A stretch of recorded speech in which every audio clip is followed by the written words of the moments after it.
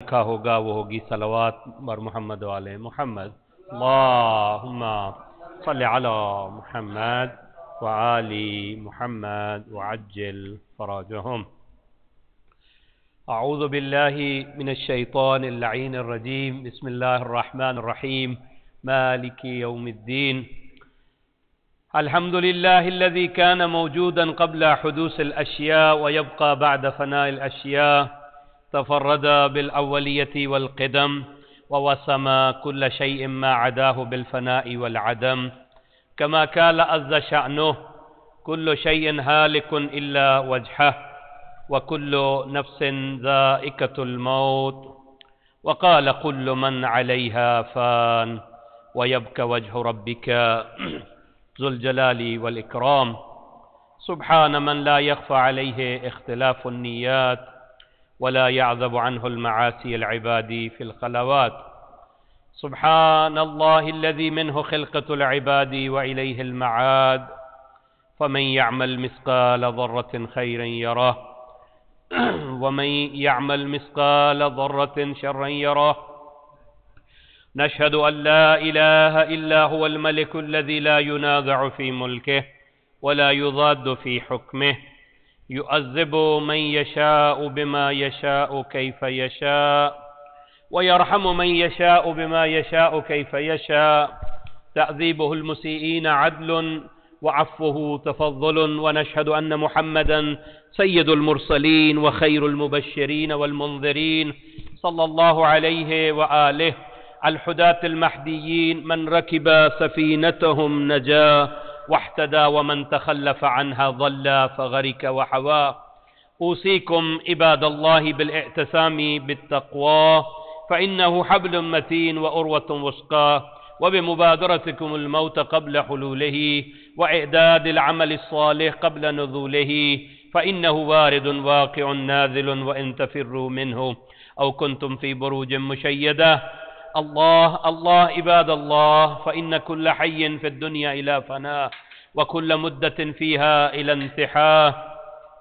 फ़वा अजबा कैफ़ हाज़िहिल ग़फ़ला व इन्नमा नहनु करक्बिन वक़ूफ़िन मिन अब्नाइस सबील सयुज़रबु अलैहिम तब्लुर रहील फ़यर्तहिलून अम्मा क़लील व असफ़ा इला मतातिल क़रक़दा व नहनु फ़ी दारिन बिल बलाइ महफ़ूफ़ा व बिल ग़द्रि मअरूफ़ा ला यदूमु अहवालुहा वला तस्लमु नुज़्ज़ालुहा। अल ऐशु फ़ीहा मज़मूम वल अमानु फ़ीहा मअदूम। कैफ़ ला तअतबिरून व इख़वानुकुम क़द सलकू फ़ी बुतूनिल बरज़ख़ि सबीला व फ़ुक़िदत अजसादुहुम व उमियत अख़बारुहुम अमदन तवीला। जीरानुन ला यतनासून अहिब्बाउन ला यतज़ावरून व ग़ुरबता मिन बैत वहदतिना व मंज़िल वहशतिना व महत्त हुफ़रतिना व मुफ़रद ग़ुरबतिना व मुसीबता मा असरअ अत-तलब व अबअद अस-सफ़र व अक़ल्ल अद-दाद व नफ़्सा इज़ा अस्लमना अल-अहिब्बाउ इला अल-मलाइकतिल ग़िलाज़ अश-शदाद व हुज़्ना इज़ा इंक़तअ ज़िक्रुना अनिल ख़वातिरिल अहिब्बाइ वल अक़रिबा व अक़लत अद-दीदानु महासिनना व तसर्रमतिल अअज़ा।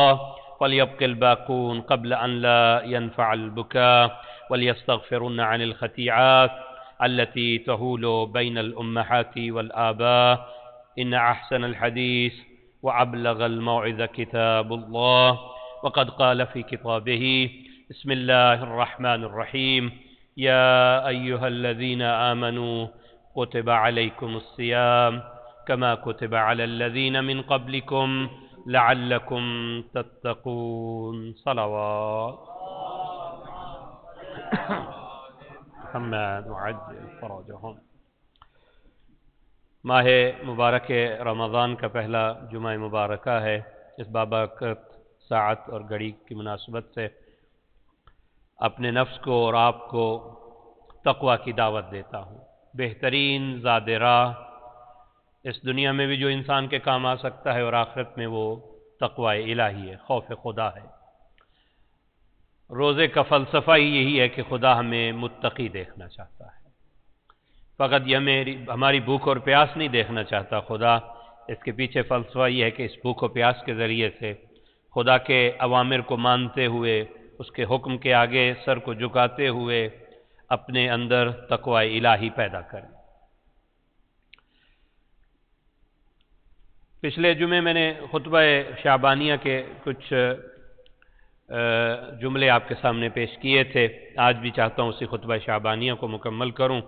یہ ایسا اتھینٹک ہمارے پاس ایک ڈاکومنٹ ہے، دستاویز ہے، جو امام علی رضا علیہ السلام سے ہم تک پہنچی۔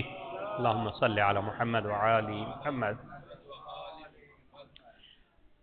سلسلہ ذہب سے، یعنی اپنے آباء و اجداد سے انہوں نے نقل کیا، اور پھر راوی امیر المؤمنین فرماتے ہیں کہ سرکار رسالت معاب نے شعبان کے آخری جمعے یہ خطبہ ارشاد فرمایا، جس میں ارشاد فرماتے ہیں وَتُوبُوا إِلَى اللَّهِ مِن ذُنُوبِكُمْ وَارْفَعُوا إِلَيْهِ أَيْدِيَكُمْ بِالدُّعَاءِ فِي أَوْقَاتِ صَلَاتِكُمْ فَإِنَّهَا أَفْضَلُ الصَّاعَاتِ يَنظُرُ اللَّهُ تَعَالَى عَزَّ وَجَلَّ فِيهَا بِالرَّحْمَةِ إِلَى عِبَادِهِ توبوا إِلَى اللَّهِ مِن ذُنُوبِكُمْ، اللہ کی بارگاہ میں پلٹ کے آ جاؤ، اپنے گناہوں سے استغفار کرو، توبہ کرو، اور جب نماز کا وقت ہو تو اس وقت اپنے ہاتھوں کو اٹھایا کرو دعا کے لیے، کیونکہ یہ بہترین وقت ہوتا ہے نماز کے وقت۔ اللہ تعالیٰ اپنی رحمت سے اپنے بندوں کو دیکھ رہا ہوتا ہے، نظر کرم کر رہا ہوتا ہے۔ یجیبہم اذا ناجو، اور وہ جواب دیتا ہے، یجیبہم، ان کی پکار کو سنتا ہے، اذا ناجو۔ نجات جو ہے یہ خفیہ بات ہے، یعنی آرام سے جب بندہ بات کرتا ہے، کوئی اور نہیں سن رہا اور صرف خدا ہی سے مناجات کر رہا ہے، اسی سے مناجات ہے۔ یعنی وہ مناجات کو، تمہاری آہستہ بات کو بھی، تمہارے دل کے ارادے کو بھی جان رہا ہے اور اس کا جواب دے رہا ہے جب نماز کا وقت ہوتا ہے۔ وَيُلَبِّيهِمْ إِذَا نَادُوا، اور جب بلند بھی پکارتا ہے تو پھر بھی وہ لبیک کہتا ہے۔ وَيُعْطِيهِمْ إِذَا سَأَلُوا، اور وہ عطا کرتا ہے۔ کہ اے اللہ کے بندے، جب نماز پڑھ تو نماز کے بعد پھر اپنے رب سے بات کر، اپنی زندگی کے احوال شیئر کر، لوگوں کے سامنے بتائے گا، ہو سکتا ہے کہ کوئی تمہاری مدد کرے نہ کرے، خوش ہو، کوئی ناراض ہو، مگر بہترین عمل یہی ہے کہ یہ بندہ جسے مخل عبادت کہا گیا وہ دعا ہے، اپنے رب سے اپنے دل کی بات کرے۔ یلبیہم اذا نادو، وہ لبیک کہتا ہے جب بندہ اسے پکارتا ہے۔ یعطیہم، اسے عطا کرتا ہے۔ اذا سألوا وَيَسْتَجِيبُ لَهُمْ إِذَا دَعُوا، جب اسے پکارتا ہے تو وہ استجابت، اس کی دعا کو قبول کرتا ہے۔ أَيُّهَا النَّاسُ إِنَّ أَنفُسَكُمْ مَرْحُونَةٌ بِأَعْمَالِكُمْ، اے لوگو، تمہارے نفس جو ہیں تمہارے اعمال کے قیدی ہیں۔ جو تم نے اعمال کیے ہیں وہ تمہارے نفس کے ساتھ ہیں، تمہارے نام اعمال میں موجود ہیں، یعنی گویا تم گناہوں کی قید میں آ چکے ہو۔ عجیب ہے، ذنب کا معنی بوجھ ہے عربی میں، ذنب گناہ کو کہتے ہیں، تو ذنب کا معنی بوجھ ہے۔ گویا پچھلے جمعے میں نے عرض کیا تھا کہ بوجھ کی قسمیں ہوتی ہیں، ایک مادی بوجھ ہوتا ہے، کوئی وزن اٹھا لیں آپ سر پہ رکھ لیں، اس بوجھ کا احساس ہو رہا ہوتا ہے، بدن کو احساس ہو رہا ہوتا ہے، مگر کچھ بوجھ ایسے ہیں کہ جس کا نفس کو احساس ہوتا ہے، روح کو احساس ہو رہا ہوتا ہے۔ ان میں سے ایک بوجھ گناہ کا بوجھ ہے، ندامت کا بوجھ ہے، شرمندگی کا بوجھ ہے۔ یہ بوجھ ایسا ہے کہ جو نفس کو قیدی بنائے ہوئے ہے، نفس اس کے بوجھ میں دبا ہوا ہے۔ فَفَقُّوهَا بِإِسْتِغْفَارِكُمْ، اس نفس کو آزاد کر سکتے ہو ان گناہوں سے، کس ذریعے سے؟ استغفار کے ذریعے سے، توبہ کے ذریعے سے۔ ظہورکم ثقیلا من اوزارکم، تمہارے گناہوں کے بوجھ سے تمہاری پشت، تمہاری گردنیں، تمہارے نفس ثقیل یعنی وزنی ہو چکے ہیں، انہیں ہلکا کرو کس چیز سے؟ فخففوا، انہیں خفیف کرو، عنہا بطول سجودکم، لمبے لمبے سجدوں کے ذریعے سے اپنے گناہوں کے بوجھ کو ہلکا کر سکتے ہو اس ماہ رمضان میں۔ میں نے پہلے بھی عرض کیا تھا کہ روایت کے الفاظ ہے، بندہ سب سے زیادہ جو قریب ہوتا ہے اپنے رب کے، وہ حالت سجدے میں ہوتا ہے۔ سجدے میں، نماز میں سجدہ کریں، کوشش کریں. اگر فرادہ نماز پڑھیں، جماعت کے احکام علیحدہ ہیں. پیش نماز کے لیے حکم ہے کہ جماعت جب کروا رہا ہو تو جو سب سے نحیف ترین انسان ہے اس کی نماز پڑھے، نہ کہ جوان کی نماز پڑھے. یعنی کوشش کرے کہ وہ اس کی نماز اس انداز میں ہو کہ جو سب سے کمزور ترین انسان نماز پڑھ رہا ہے اس کی رعایت کرتے ہوئے پڑھے. مگر جب فرادہ نماز پڑھ رہے ہوں، مستحب نماز پڑھ رہے ہوں، آپ اکیلے نماز، تو پھر نماز آپ کی زیادہ لمبی ہونی چاہیے، سجدے لمبے ہونے چاہیے. اللہ کو پسند ہے جب بندہ حالت سجدے میں ہوتا ہے. وَاعْلَمُوا أَنَّ اللَّهَ أَقْسَمَ بِعِزَّتِهِ.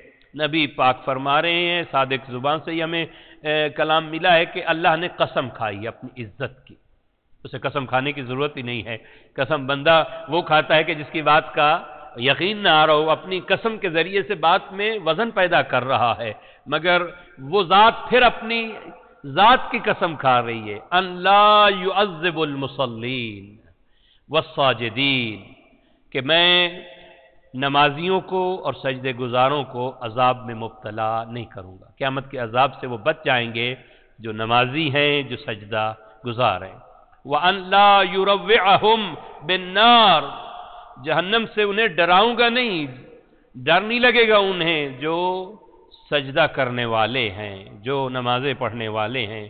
یوم یقوم الناس لرب العالمین، اس دن جب لوگ اپنے رب کے بارگاہ میں کھڑے ہوں گے، نمازی اور سجدہ کرنے والے اطمینان کی منزل میں ہوں گے، خوف کی منزل میں نہیں ہوں گے. ایھا الناس من فطر منکم صائما مؤمنا فی ھذا الشہر کان له بذلک عند اللہ عتق رقبہ عتق نسمہ. اے لوگو، تم میں سے کوئی بھی جو اس مہینے میں کسی مومن روزے دار کو افطار کروا دے، خداوند اس کو اپنی راہ میں ایک غلام آزاد کرنے کا ثواب عطا کرتا ہے. وَمَغْفِرَةٌ لِمَا مَضَى مِن ذُنُوبِهِ، اور جتنے گزشتہ گناہ ہیں وہ گناہ بخش دیتا ہے. قیل یا رسول اللہ، کسی کہنے والے نے کہا اے اللہ کے رسول، فَلَيْسَ كُلُّنَا يَقْدِرُ عَلَى ذَلِكَ، ہم میں سے ہر آدمی تو اس پہ قدرت نہیں رکھتا کہ وہ روزہ داروں کو افطار کروائے. فقال اتقوا النار، کہا گیا کہ جہنم کی آگ سے. نبی نے فرمایا آتش جہنم سے اپنے آپ کو بچا لو، ولو بشق تمرہ، چاہے آدھی کھجور ہی کیوں نہ ہو. اتقوا النار ولو بشربۃ من الماء، چاہے آدھے گھونٹ، ایک گھونٹ پانی ہی کیوں نہ کسی روزے دار کو پلا دو، پھر بھی تمہیں وہی ثواب ملے گا جو ایک مکمل کسی کو افطار کرانے کا ثواب ہے. اب جیسا کہ میں نے پہلے بھی عرض کیا، ماہ رمضان کو عام مہینہ نہ سمجھے. ماہ رمضان کو یہ فقط ہم سمجھتے ہیں روزے رکھنے ہیں اور بس روزوں کا مہینہ ہے، نہیں، بلکہ یہ ایک تربیت گاہ ہے اللہ نے جس میں ہمیں مدعو کیا ہے، دعوت دی ہے. اس مہینے میں ایسی تربیت ہو جائے کہ اگلے 11 مہینے یہ تربیت آپ کے کام آتے رہے. روزہ فقط پیٹ کا نہیں بلکہ ہر جز انسان کا روزہ ہونا چاہیے. زبان کا روزہ ہونا چاہیے. بولنے سے پہلے سوچنا چاہیے کہ کیا مجھے بولنا چاہیے، نہیں بولنا چاہیے، اس سے کسی کی عزت ناموس کے اوپر حرف نہیں آ رہا، کسی کی غیبت تو نہیں ہو رہی، یہ بات جو میں کہہ رہا ہوں یہ جھوٹ تو نہیں ہے جو یہ بات میں کہنے جا رہا ہوں، یہ مبالغہ آرائی تو نہیں ہے. یعنی ہر جز انسان کا اگر روزہ ہو تو اس روزے کی حالت میں ایسی تربیت ہو جائے گی. ہمارے حدیث ہے کہ کوئی 40 دن اگر متواتر کوئی کام کرتا ہے تو اللہ تعالیٰ اسے توفیق دیتا ہے کہ وہ اس کی زندگی میں جاری و ساری ہو جاتی ہے. بعض دفعہ آپ نے 40 کا عدد احادیث میں بہت سارا سنا ہوگا، 40 دن یہ کام کیا جائے، 40 دن اگر یہ عمل کیا جائے، گویا ایک 40 دن کے بعد انسان کی وہ عادت بن جاتی ہے. تو یہاں بھی 1 مہینے کے روزوں کے دوران اللہ ایک تربیت گاہ کھول دی ہے اس نے کہ اے مومن، اے بندہ، تمہیں میں متقی بنانا چاہتا ہوں روزوں کے ذریعے سے. اب نبی فرماتے ہیں ایھا الناس من حسن منکم فی ھذا الشہر خلقہ کان لہ جوازا علی الصراط یوم تظل فیہ الاقدام. اے لوگو، تم میں سے جو کوئی اس مہینے میں اپنے اخلاق کو اچھا اور نیک کرے تو آسانی سے پل صراط سے عبور کر لے گا. یعنی باقی مہینوں میں مشکل ہے انسان اپنی زبان پہ کنٹرول کرے، مگر جب اس میں فوراً سوچے گا میں روزے سے ہوں، میں ایک عمل کر رہا ہوں ایسا جو اطاعت ہے، میرا روزہ نہیں رہ جائے گا، مجھے خالی بھوک و پیاس میں کچھ نہیں ملے گا، میری آنکھ جھک جانی چاہیے. میری زبان خود بخود کنٹرول میں آ جائے گی جب اسے فکر ہوگی کہ میں اطاعت خدا میں گزار رہا ہوں. میں خدا کے حکم سے جب میں نے حلال چیزیں چھوڑ دی ہیں، پانی پینا حلال ہے میرے لیے، کھانا کھانا حلال ہے، اللہ کے حکم سے میں نے حلال چھوڑ دی ہے، تو اللہ کے حکم سے پھر میں حرام بھی چھوڑ سکتا. ایسی تربیت کا ہے.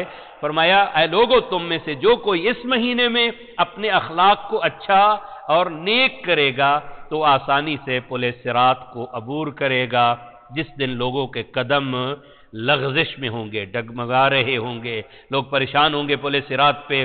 مگر وہ شخص جس نے ماہ رمضان میں اپنے اخلاق کو اچھا بنا لیا، وہ آسانی سے پل صراط عبور کر لے گا. اخلاق ایک بڑا چیپٹر ہے، بہت ہی بڑا. در حقیقت اگر دیکھیں، میں اس مثال کو اس طرح انداز میں پیش کیا کرتا ہوں. اسلام کے 3 حصے ہیں. کچھ ایسے ہیں کہ جسے ہم عقائد کہتے ہیں، اصول دین کہتے ہیں، جڑیں ہیں. اگر اسلام ایک درخت کی مانند ہم سمجھیں تو اس کی جڑیں، اصول جو ہیں وہ عقیدہ ہے، بلیو ہے، خدا کو ماننا، انبیاء کو ماننا، ائمہ کو ماننا، قیامت کو ماننا، یہ عقیدہ ہے، یہ جڑیں ہیں درخت کی. اور اس کی جو شاخیں ہیں درخت کی، یہ اعمال ہیں. یعنی فروع دین ہم نے کرنا ہے، اصول دین ہم نے ماننا ہے. فروع دین شاخیں ہیں اس اسلام کے درخت کی. اور یہ مثال بھی بارہا عرض کر چکا ہوں. جڑیں نظر نہیں آتی. عقیدہ کسی کا کیا ہے ہمیں کیا معلوم، اس کے دل کے اندر ہے نا، اس کے دماغ اور دل کے اندر ہے کہ وہ کیا مانتا ہے. در حقیقت جڑوں کا پتہ چلتا ہے شاخوں کے ذریعے سے. شاخیں جتنی سرسبز ہیں، پتہ چلتا ہے کہ یہ گہری جڑیں رکھتا ہے، اس کی جڑیں بڑی مضبوط ہیں، اس لیے کہ درخت اتنا بلند ہے اور بہترین سرسبز شاخیں ہیں. تو اعمال کے ذریعے سے پتہ چلے گا کہ آپ کیا مانتے ہیں. نماز کے ذریعے پتہ چلے گا کہ آپ خدا کو مانتے ہیں، قیامت پہ ایمان رکھتے ہیں. نیک اور عمل صالح بجا لانے سے پتہ چلے گا کہ اس کا عقیدہ ٹھیک ہے. تو یہ تو ہو گئے 2 حصے. تیسرا حصہ اخلاق ہے. علماء نے کہا اس درخت پہ جو پھر پھل لگے گا اس کا نام اخلاق ہے.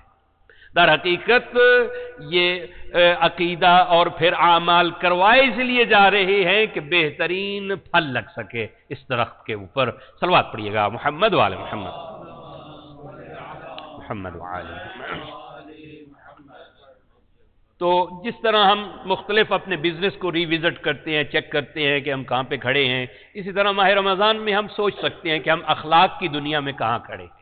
ہمارے اخلاق کیسے ہیں، دوستوں کے ساتھ کیسے ہیں، میرے دوست کتنے ہیں، پہلے دوست کتنے تھے، میرے رشتہ داروں کے ساتھ میرے تعلقات کیا ہے، میرے جاب کرتا ہوں ان کے ساتھ میرا تعلق کیسا ہے، میرے نیچے بندے کام کرتے ہیں تو ان کے ساتھ میرا تعلق کیسا ہے. اسی طرح چھوٹوں کے ساتھ میرا کیسا تعلق ہے، بڑوں کے ساتھ میرا کیسا تعلق ہے، اپنی شریکہ زندگی جو ہے یا شریک حیات جو ہے اس کے ساتھ میرے تعلقات کیسے ہیں. یہ مہینہ انسان کو ایک قسم کی تربیت کا مہینہ ہے اور اسے سوچنا ہے اور اسے اپنے اخلاق کو اچھا بنانا ہے. اخلاق کی جو عموماً تعریف کی گئی، جو ہمارے ہاں جو ایک کانسیپٹ پیدا ہوتا ہے وہ یہ ہے کہ اگر طرف مقابل کوئی اچھا کام کرے تو ہم بھی رپلائی میں اچھا کام کر دیں. یہ ایک اخلاق کا تصور ہے. وہ میرے ساتھ اچھا ہے، میں اس کے ساتھ اچھا ہوں. وہ مجھے سلام کر لیتا ہے، میں اسے سلام کر لیتا ہوں. وہ میرے گھر آ جاتا ہے، میں اس کے گھر چلا جاتا ہوں. وہ میری خوشی میں آتا ہے، میں اس کی خوشی میں چلا جاتا ہوں. یہ ایک اخلاق کی تعریف ہے. لیکن معصوم نے جو اخلاق کا اعلیٰ معیار بیان کیا ہے یہ بھی اچھی بات ہے، مگر اصل اخلاق یہ ہے کہ کسی کو احترام دینا اس لیے نہیں ہے کہ وہ اچھا سلوک کر رہا ہے لہذا پلٹ کے میں اچھا سلوک کر رہا ہوں، نہیں، بلکہ اس لیے کہ خالق کا حکم ہے، نبی کا حکم ہے. معصوم فرماتے ہیں کہ اپنے جیسے انسانوں کا احترام کرو. مومن ہے تو اور زیادہ احترام کرو، بڑا ہے تو پھر بھی احترام کرو، چھوٹا ہے تو اس پہ رحم کرو. معصومین اور خدا کے حکم کی تعمیل کرتے ہوئے انسان اپنے کردار کو سنوارے. یہ نہیں ہے کہ مقابل کا ریاکشن کیا ہے، جیسا اس کا ریاکشن ہے میرا بھی ویسا ہوگا، اگر وہ اچھا ہے تو میں اچھا ہوں. نہیں، اخلاق یہ ہے. معصوم فرماتے ہیں سل من قطعک. ہے مشکل بات، نفس انسانی انسان ہے، آخر وہ سوچتا ہے میرے ساتھ یہ ایسا ہے تو میں ایسا کیوں ہو جاؤں. نہیں، سل من قطعک. یہ اخلاق معصومین، اخلاق رسول یہ ہے جو تم سے تعلق توڑنا چاہے تو اس سے تعلق جوڑ. یہ اخلاق ہے. سل من قطعک، جو تمہیں سلام نہیں دیتا، جو تمہیں مصافحہ نہیں کرنا چاہتا تو اس سے مصافحہ کر. سل من قطعک، جو تجھ سے تعلق توڑنا چاہتا ہے نفس روکے گا بھی، تو کس طرح ہاں یہاں پہ بھی ایک معیار ہے، اگر کوئی شخص ایسا ہے کہ تمہاری عاجزی کی وجہ سے اس کے تکبر میں اضافہ ہو رہا ہے تو یہاں حکم ہے نہیں، اگر کوئی اس حالت میں یعنی عاجزی اس کے سامنے کریں گے تو اس کے تکبر میں اور زیادہ اضافہ ہوگا، تو یہاں اجازت نہیں ہے۔ لیکن اگر اصلاح کی گنجائش آپ سمجھتے ہیں کہ میرے اس اچھے رویے سے اس کے اندر پازیٹیو تبدیلی آ سکتی ہے، وہ سوچنے پہ مجبور ہو جائے گا کہ بھائی میں اس کے بارے میں یہ انداز میں رکھتا ہوں سوچ، اور یہ کتنی اچھی سوچ رکھتا ہے، سل من قطعک، جو تمہارے ساتھ تعلق توڑنا چاہے اس سے تعلق تو جوڑ۔ من حسن منکم فی ھذا الشہر خلقہ، تو پہلی اور بہترین ذمہ داری ہے کہ ہر انسان اپنے اخلاق کو اس مہینے میں اچھا بنائے۔ آسان ہے، اس کا نفس رام ہو چکا ہے، جب بھوک و پیاس کی حالت میں ہے، افطار کے قریب ہے، تو نفس کے اندر ایک بالیدگی اور ایک عجیب کیفیت کا احساس ہو رہا ہے، اس لیے روزہ نفس امارہ کو توڑنے کے لیے، اس کو شکست دینے کے لیے بہترین عبادت ہے۔ فقط ماہ رمضان میں روزہ نہیں ہے، عمومی ایام کے اندر بھی حکم دیا گیا ہے کہ اگر آپ محسوس کریں کہ آپ دور جا رہے ہیں خدا سے تو آپ روزے جیسی عبادت سے سہارا لیں، اس لیے بہت سارے گناہوں کا کفارہ ایسا ہے، روزہ کہا گیا ہے۔ تو جو بھی اخلاق اس میں اچھا بنانا چاہتا ہے اس کے لیے معاون ثابت ہو سکتا ہے یہ مہینہ۔ وَمَنْ خَفَّفَ فِي هَذَا الشَّهْرِ أَمَّا مَلَكَتْ يَمِينُهُ خَفَّفَ اللَّهُ عَلَيْهِ حِسَابَهُ، اس مہینے میں جو اپنے ماتحت لوگوں سے نرمی کرے، اگر وہ باس ہے اس کے نیچے لوگ کام کرتے ہیں تو اس کو رحم سے محبت سے نرمی کرے، اس مہینے میں اللہ بھی اس وقت اس سے نرمی کرے گا جب حساب و کتاب کی منزل آئے، قیامت کے دن اللہ اس کے حساب و کتاب کے منزل، اور یہ عمومی سال میں بھی آپ کر سکتے ہیں، آپ لوگوں کو معاف کر دیا کرو، اللہ آپ کو معاف کر دیا کرے گا، یعنی آپ اللہ سے اس طرح معاملہ کیا کریں، اللہ میں فلاں نے میرے ساتھ زیادتی کی ہے، میں اسے معاف کرتا ہوں، اس کے بدلے میں تو مجھے معاف کر دے۔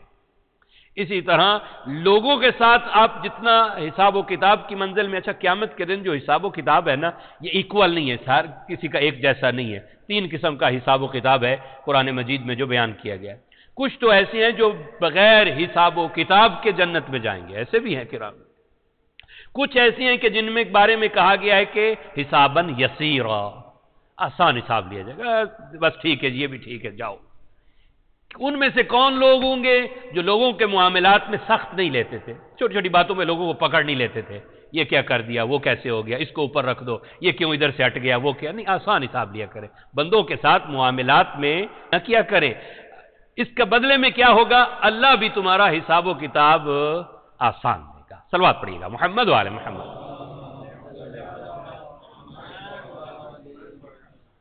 اور جو بندوں کے ساتھ حساب و کتاب میں سخت ہیں، اچھا یہاں یہ بھی ہے، جو بعض دفعہ یہ ہوتا ہے بندہ اپنے معاملے میں تو بڑا سخت ہوتا ہے، مگر گورنمنٹ کا مال ہے جی ٹھیک ہے آسان ہے، آسانی لے لے، نہیں، جہاں مال امام ہو، جہاں حکومت ہو، یا اس کا اپنا مال نہیں ہے کسی کا مال ہے، وہاں حساب و کتاب میں اسے سخت رہنا چاہیے، کیونکہ اس کا مال ہی نہیں ہے نا۔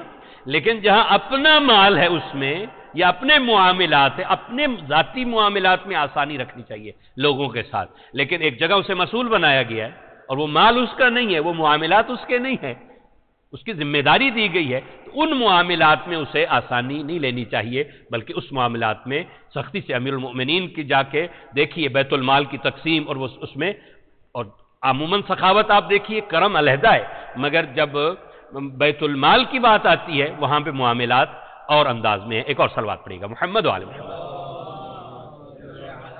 محمد وعجل فرج۔ پھر فرمایا وَمَنْ أَكْرَمَ فِيهِ يَتِيمًا أَكْرَمَهُ اللَّهُ يَوْمَ يَلْقَاهُ وَمَنْ وَصَلَ فِيهِ رَحْمَهُ وَصَلَهُ اللَّهُ، اور جو اس مہینے میں کسی یتیم پہ احسان کرے تو خداوند قیامت کے دن اس پہ احسان کرے گا۔ عجیب معاملہ دیکھیے، آپ ایک بندے پہ احسان کر رہے ہیں اور وہ بھی اس دنیا میں احسان کر رہے ہیں، اس کے بدلے میں اللہ کہہ رہا ہے کہ میں قیامت کے دن تم پہ احسان کروں گا۔ واقعاً اس کا کرم ہے، اس کے کرم کی کوئی حد ہی نہیں ہے۔ جب اس انداز میں میں دیکھتا ہوں کہ اس دنیا میں، عارضی دنیا میں جو عمل ہے یہ بڑا لمیٹڈ عمل ہے جو ہم کر رہے ہیں، پیریڈ ہے، اس کی پیریڈ کے اندر 60 70 80 برس میں عمل کیا ہے، اور اس کی جو جزا دے رہا ہے وہ ابداً خالدین فیہا، ہمیشہ ہمیشہ کے لیے جزا دے رہا ہے۔ انہیں تو یہ چاہیے 70 سال اس نے اچھا کام کیا جائے، 70 سال اسے اچھی جگہ پہ رکھ دیا جائے، نہیں، 5 منٹ کی نماز رضا 5 منٹ میں اس کے بدلے میں کچھ اجر دے دیا جائے، کہا نہیں، اس کا احسان دیکھیے، جو ایک یتیم کے اوپر کرم کرے اللہ اس پہ کرم کرے گا قیامت کے دن۔ وَمَنْ وَصَلَ فِيهِ رَحِمَهُ وَصَلَهُ اللَّهُ، جو اس مہینے میں اپنے رشتہ داروں سے صلہ رحمی کرے خداوند قیامت کے دن اس کو اپنی رحمت سے متصل کر دے گا، خدا اس پہ رحمت کرے گا قیامت کے دن۔ یوم یلقا ومن قطع فیہ رحمہ قطع اللہ عنہ رحمتہ یوم القیامہ، جو اس مہینے میں، ہاں یاد رکھیے گا، محل مکان کے اعتبار سے نیکیاں بڑھ جاتی ہیں، یہ تو تصور ہے ہمارے ہاں، ایک نماز آپ یہاں پڑھنے اس کا اور ثواب ہے، یہی نماز مسجد نبی میں ادا ہو جائے، یہی نماز حرم امام حسین میں ادا ہو جائے، مکان کے اعتبار سے ثواب بڑھ جاتا ہے، اسی طرح زمان کے اعتبار سے بھی ثواب بڑھ جاتا ہے۔ ایک نماز ہے جو عام دن میں پڑھی جائے اور ایک نماز ہے جمعے کے دن پڑھی جائے، اس کا ثواب زیادہ ہے۔ لیلۃ القدر میں ایک عبادت کی جائے 1000 مہینوں کے برابر ہے، اور علماء نے کہا، اور بہت سارے اس میں علماء نے ہمیں ہنٹس دیے اچھے، کہ وہ جو رات ہے اللہ کہہ رہا ہے لیلۃ القدر خیر من 1000 شہر، 1000 مہینہ جو ہے 83 ایئر بنتا ہے، گویا 30,000 دنوں کے برابر ہے وہ ایک رات، تو اس رات جو عمل ہوگا وہ بھی ملٹی پلائی ہوگا 30,000 کے ساتھ۔ ایک درہم جو اس رات صدقہ دیا جائے وہ ایک درہم شمار نہیں ہوگا اس کے ہاں، عجیب ہے اس کے ہاں قانون، ایک نیکی کریں تو اللہ کہہ رہا ہے کہ میں 10 لکھتا ہوں اس کے بارے میں، جو ایک لے کے آئے، ایک نیکی کا ایک کے بدلے میں ایک نہیں لکھا جاتا، فَلَهُ عَشْرُ أَمْثَالِهَا 10 لکھی جاتی ہیں، اور کبھی کہا وَاللَّهُ يُضَاعِفُ لِمَن يَشَاءُ، اور اللہ کبھی ڈبل کر دیتا ہے اور زیادہ بڑھا دیتا ہے جس کا چاہتا ہے، اور کبھی مثال دی ہے گندم کے اس شاخ کی مانند کے ایک بیج بوتا ہے، اس میں سے 7 شاخیں نکلتی ہیں، ٹہنیاں نکلتی ہیں، پودا نکلتا ہے، اور ہر میں 100 دانے ہوتے ہیں، یعنی 700 کبھی عطا کرتا ہے، اور کبھی بغیر حساب کے بہت زیادہ عطا کرتا ہے۔ ایک صلوات پڑھیے گا محمد وعلی محمد۔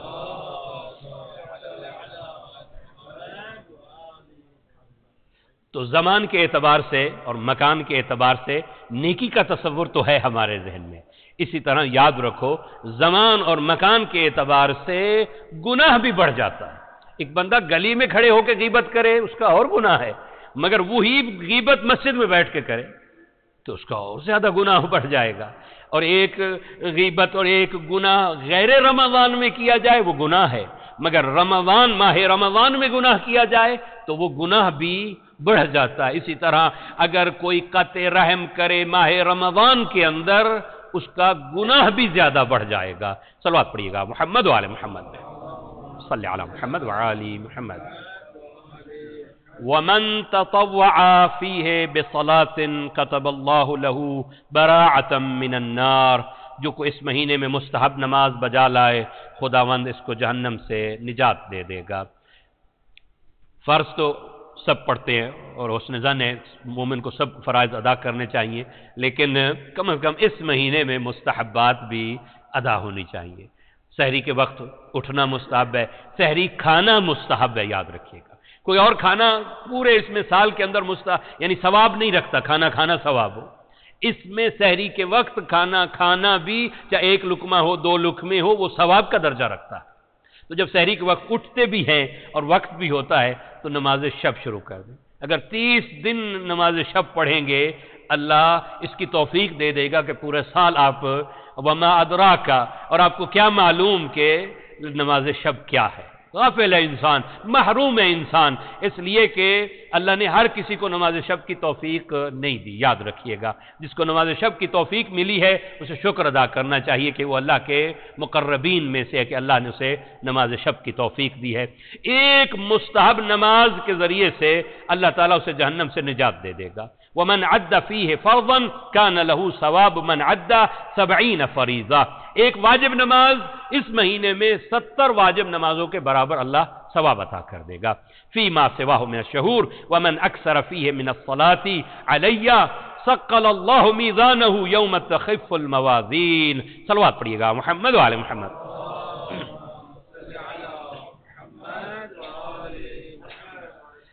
جو اس مہینے میں نبی فرماتے ہیں مجھ پہ صلوات زیادہ پڑھے تو اس کا نامہ اعمال وزنی ہو جائے گا قیامت کے دن، جب نامہ اعمال بڑے ہلکے ہوں گے، مجھ پہ درود پڑھنے والے کا نامہ اعمال اس ماہ مبارک میں اس کا نامہ اعمال بڑا وزنی ہو جائے گا۔ ایک صلوات پڑھیے گا محمد وعلی محمد۔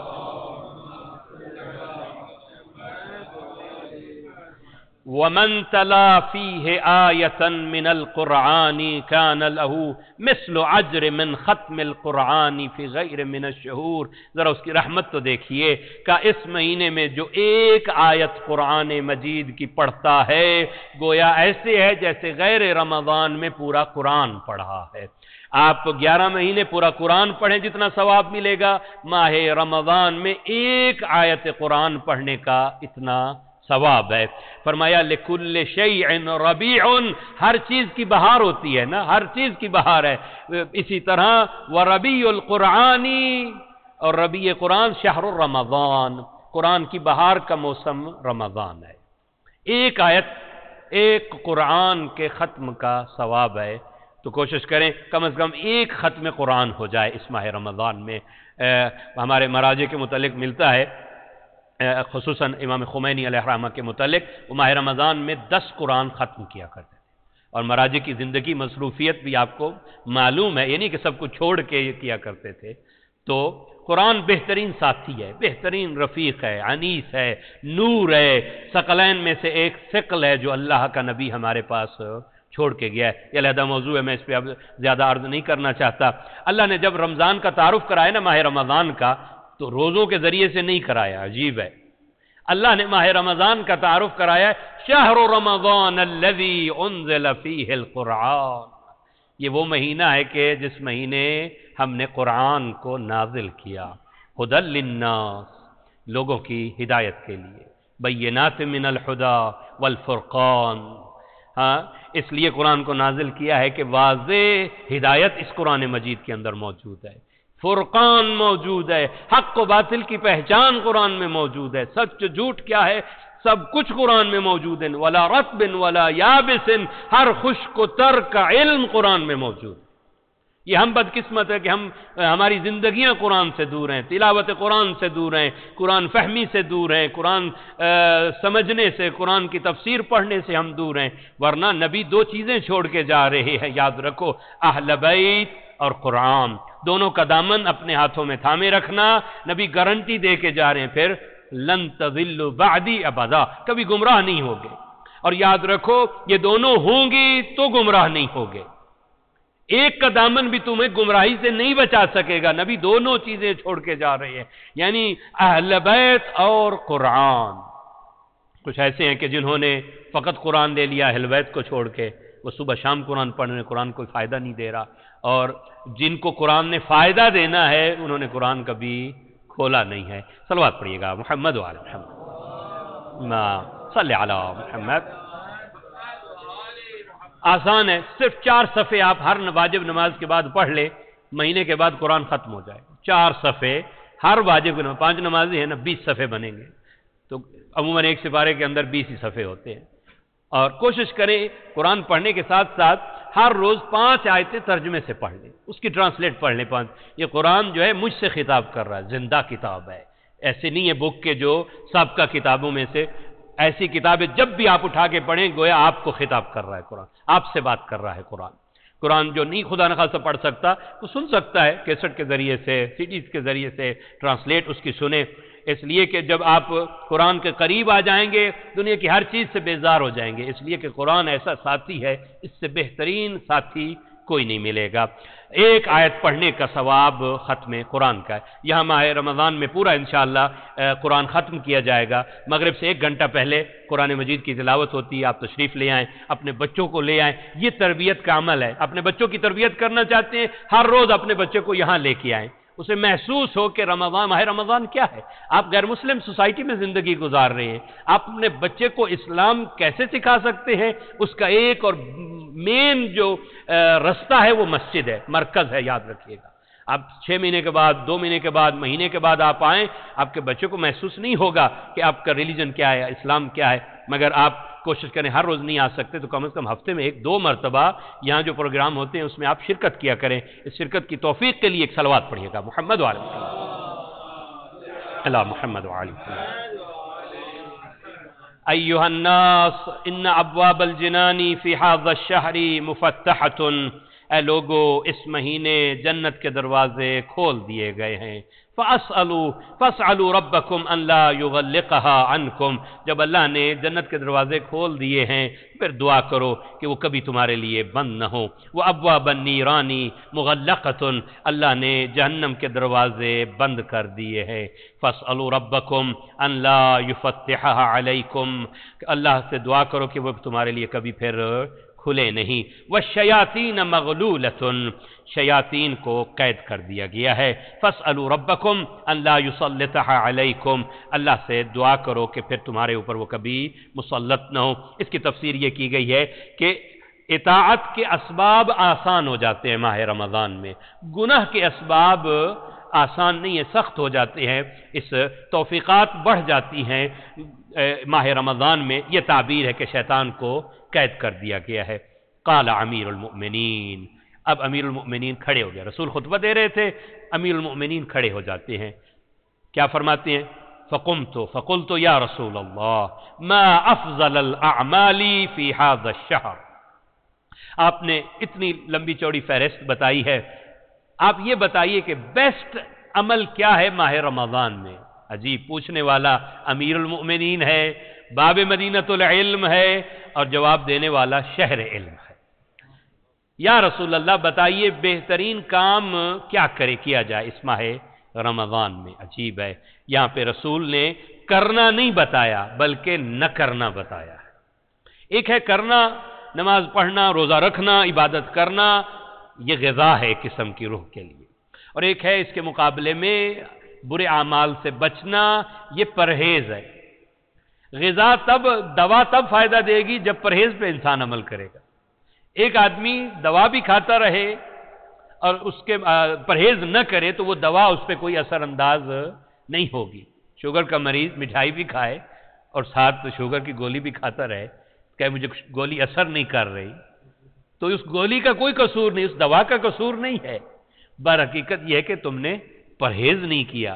تو نبی نے یہ نہیں فرمایا کہ یہ کرنا سب سے افضل ہے، فرمایا یا ابا الحسن افضل الاعمال فی ھذا الشہر الورع عن محارم اللہ.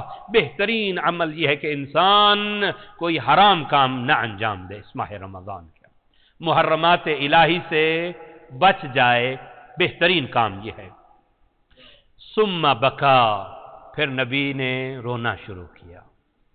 فقلت یا رسول اللہ، علی فرماتے ہیں میں نے پوچھا اے رسول آپ رو کیوں کرے؟ ما یبکیک؟ فقال یا علی ابکی، میں رو اس بات پہ رہا ہوں لما یستحل منک فی ھذا الشہر کانی بکا وانت تصلی لربک وقد انبعث اشقى الاولین وشقیق آخر ناقۃ الصمود. علی میں اس لیے رو رہا ہوں کیونکہ اس مہینے میں تمہارا خون بہایا جائے گا. اور امیر المؤمنین کی شہادت کا یہ مہینہ ہے. انشاءاللہ باقی جملے شہادت کے ایام میں عرض کروں گا. آئیے خدا سے توفیق مانگتے ہیں، دعا کرتے ہیں بار الہ ماہ رمضان جو ایک تربیت کا مہینہ ہے، ماہ رمضان جو قرآن کا مہینہ ہے، جو صیام کا مہینہ ہے، ہمیں توفیق دے کہ صحیح معنی میں اس ماہ رمضان سے استفادہ کر سکے. بار الہ ہم اپنے گناہوں سے تائب ہوتے ہیں، توبہ کرتے ہیں، تو رحمان رحیم ہے، ہمارے گناہوں سے درگزر فرما.